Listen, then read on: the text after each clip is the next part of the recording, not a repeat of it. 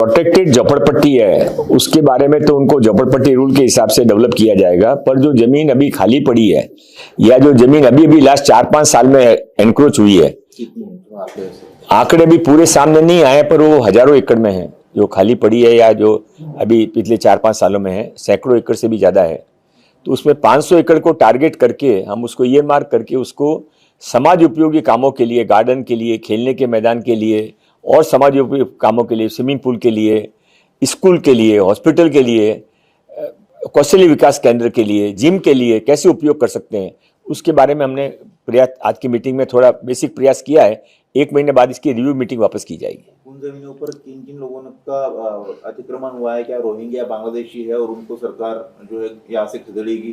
क्योंकि देश भर में ये चल रहा है, ऐसा चल रहा है, उसका कुछ लोग विरोध भी कर रहे हैं। मुंबई में भी आपने कहा कि मालवानी पैटर्न हम इस्तेमाल नहीं होने देंगे, क्या है सबसे पहले वो पैटर्न और कैसे आप उसको निपटेंगे? देखिए, रोहिंग्या बांग्लादेशी मुंबई में घुसे हुए हैं, ये सबको मालूम है, कोई छुपी मैं नई बात नहीं कह रहा हूँ। अब इसके विरोध में खड़ा होने की किसी को हिम्मत करनी चाहिए। मेरा कोई असलम शेख से जातिगत बैर नहीं है, व्यक्तिगत बैर नहीं है, पर हाँ उनकी वर्किंग से मेरा जरूर बैर है। यदि 2010 और 2015 सालों के अंदर कोई एक जाति विशेष की पॉपुलेशन 2 गुनी 3 गुनी हो जाए परसेंटेज वाइज, तो ये बड़ा कमाल है। और उसमें यदि सरकारी जमीन है जो सैकड़ों एकड़ सरकारी जमीन पे कब्जा कर लिया जाए तो और भी बड़ा कमाल है। और कमाल उसके बाद में ये कि आश्चर्य की बात है कि बालवाड़ियों को भी नहीं छोड़ा गया, बालवाड़ियों के अंदर मटन चिकन की शॉप शुरू कर दी गई है। तो ये सब कोई तो रोकेगा ना इसको, किसी को नहीं। सबको धमकाना, डराना, मैं परिवार को मिटा दूंगा, मैं ऐसा कर दूंगा, मैं वैसा कर दूंगा, ये धमकाने डराने से आगे यदि चुपचाप बैठना होता तो हम जनप्रतिनिधि बनते ही क्यों?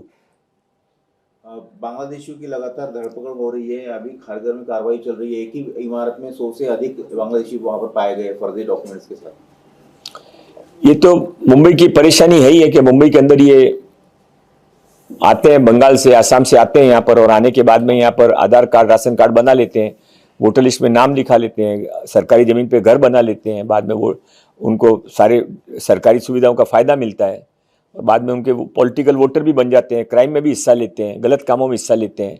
ये पैटर्न कहीं ना कहीं तो रोकना पड़ेगा, नहीं तो मुंबई को बचाएंगे कैसे अपन? तो कितनी पूरी जमीन आप खाली करेंगे अभी मुंबई में?